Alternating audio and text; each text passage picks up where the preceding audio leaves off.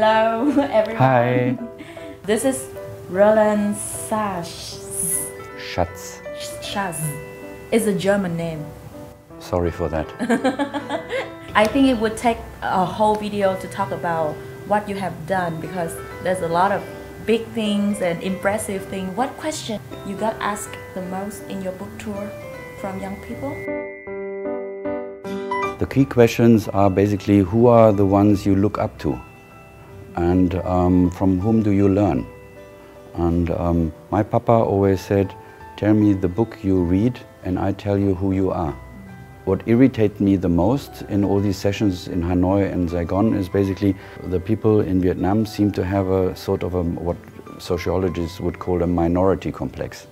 You think life in Vietnam, people in Vietnam, companies in Vietnam, universities in Vietnam, school in Vietnam are not of the same value as schools in America or in Germany or in Singapore. I think this is the complete false approach. This trying to benchmark with everybody, trying to be the number one is the biggest nonsense I learned in my life. There is no thing for only being one good. What can I do to become a CEO? And what I try to answer with the example of Phuong, the lady at BIDV, Jiang at Trung Nguyen Coffee, and the whole team of Hatang at Viettel, they are not CEOs. They are not chairmen, they are not founders, whatever, but they devote and they are full of devoting.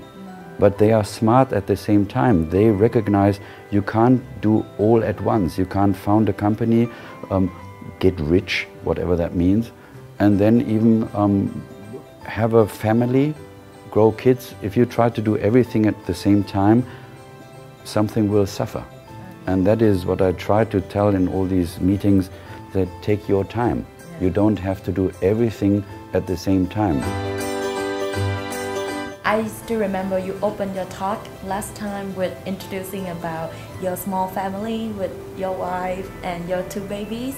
So how do you manage your work-life balance with your very busy schedule, traveling around the offices of your company and traveling around the world doing tours like this? How do you manage? I don't. You let it be? No, I don't let it be. I cry every evening when I see my little daughter who wants me to be home. It's a disaster. What is really amazing, I thought when I fall in love with my wife that that is the best what you can get, and it is really the best what you can get. But then years later, the babies come. And then your heart explodes because what you feel to your kids is even 10 times bigger than what you feel to your wife. And that is not making small how you feel to your wife. It just gives you an idea how wonderful it can be being papa and mama. But you need to be ready for that.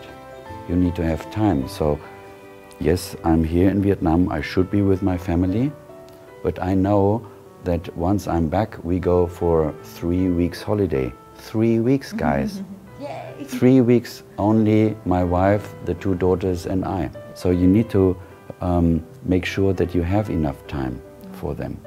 And what my big goal is that once the kids are growing older, right now they are so small that they do not even understand what Papa is talking about.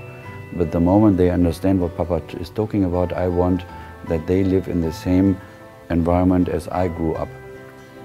My papa got unemployed, as you know, his wife died. He then stayed 8 years at home. He wanted to become a professor, he wrote his habilitation, and we kids were at home, logically, but he was at home as well. Yeah. So he worked from home. So my best teachers were not at school, my best teacher was at home. So I want to be at home once they grow older, so I can have the similar life for them as my father did for us kids. Well, it's not about noise, it's not about big data, it's about relevant data. So what are the main questions of life? The main question of life is love. The main question of life is death. The main question of life is sickness. and not achieving things. So at the end of the day, it's 5, maybe 10 facets of life which matter. This hasn't changed.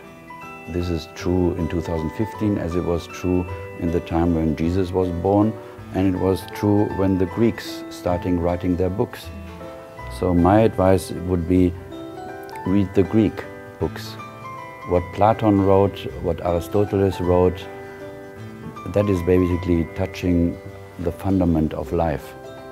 Because the love and the difficulties finding the love and all the ups and downs in love, the old Greeks had that already.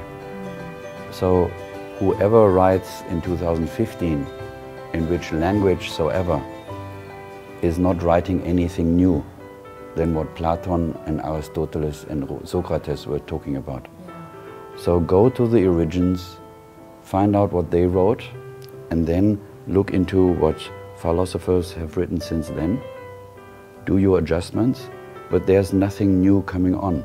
There's a very good philosopher, he's still alive, he's in America, Michael Walzer.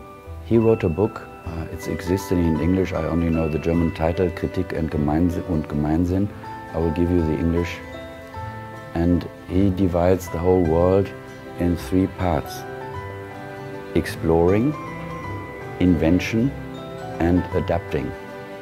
So at the beginning, mankind was exploring new countries because from Mr. Columbus, America was completely far away. But then we explored. If you want to find a new country, you have to go to Mars. You know, all countries are now, we know about them. So that's done, ticked off. Then you can do innovation. You can then try to find new stuff. But most of that stuff is as well ticked off. So what remains for us today is trying to make adaptations. Take things which are existing and tweak them a little bit, and then come up with a better solution of the existing. But if you think that you have to start something really new, you waste your time. Rather, find out what they have done, the Greeks, what they have done, all your ancestors. Vietnam is such a rich culture, rich history. Learn about that, read about that. And then when somebody comes and says, I have a new idea for my company, you can judge, is it really new, or is it just, you know, somebody else tried to do that already, and then try to find out, how did he go, was he successful, was he not successful, learn from his mistakes, etc. What is your advice for young people, especially people in Vietnam, a developing country in a very special time like right now? Take your time. Invest your time in knowing who you are. Understand it is a long life circle of learning. I'm permanently learning. So it's not something what you tick off, you got your exam and then that's it. Be ready to learn on a permanent base, enjoy it. Learn that you are responsible. You are responsible for what you are doing, and the most tricky thing is you are responsible for what you are not doing. And in order to find out what that means, that takes time. Well, there was one student at the Tech University, she was explaining in this competition that she was very good in Vietnamese and all these things, and then she decided to go to the next level to learn English. And I thought, why is she wanting to learn English? Why not Arabic? Why not Chinese? What about German? But the beauty of life is that it is about diversity. You went to Japan, you went to Australia, you didn't go to America. Maybe you went to America meanwhile. But you can, you know, pick your choices, listen more into yourself. There are people who love Arabic and the Arabic culture. And there's a lot of fun going on in China, as there are a lot of problems going on in China, but it's probably good to know Chinese. I don't know what I would tell my girls which language they should learn, but it will be for sure not reduced to English. Yeah. So it's about seeking out the possibilities and the resources, diverse resources of knowledge that you can take in, not only looking at the popular one, right? Yeah, and just be aware that your plan A might not work. My plan A was to become a concert pianist, and then sickness, and I couldn't do it. So I had to find plan B, and it hurt a lot to go into journalism, and then I ended up as an entrepreneur. So I think what is the most important, that teachers tell us that there's not only one opportunity, but get prepared for 3 or 5.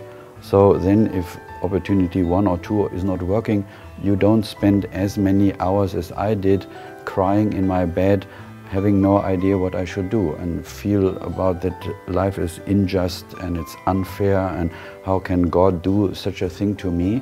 You waste time with that, and you feel much more comfortable, you can be a much more pleasant person if you know that not everything is going to happen as you planned, and that it actually doesn't matter. So let me stop your thing, because I want to give you a present. This is a book, logically, but it's a book about a guy who changed his TV station. You know why he changed the TV station? No. Because a little girl at the evening, his neighbor kid, was out there in the garden, and he said, "Oh, how are you doing?" And this little girl said, "I'm completely miserable." "Why are you miserable?" "Oh, we have this project week at school." Then, "Yeah, but what's the problem?" "Well, I picked the job to inform my classmates every day about the news. So I have to watch the news every evening, and then next morning I have to tell them what is in the news. And you know what is in the news? It's wars, it's disaster, it's all this horrible thing. That just pulls me down. It's horrible. And you have no clue how much I'm looking forward to Sunday, because that's the last time I'm doing that. And then as of Monday, I will never ever watch news again." She had no clue that he was in charge of doing these news. So he went back to his living room and he looked at the news he had selected, and it was right. It was only about war, catastrophes, whatsoever. So the next morning he went to his team and he said, "We have to change something. We can't continue doing the news in this way, because if we continue, there won't be any audience, because I guess that this 13-year-old kid is not the only one feeling like this." So they started doing something different. They started constructive news. So it's not a cheap way, only put now the nice things up on air, but it's about showing both sides of stories. So the next time a hospital goes bankrupt, they still have to cover the story, because that's important to know, but they will only air it if they find another hospital in the same situation and they manage to turn around. That's when they start covering the story. So he did it in his primetime news, and guess what happened? The audience went up, advertising went up, and everybody liked it. So he became responsible for the complete news. Same effect, everything goes up. He wrote a book, and as he has this book, now Swedish TV is doing it, Finnish TV is doing it, Dutch TV, the Belgians. It starts to change.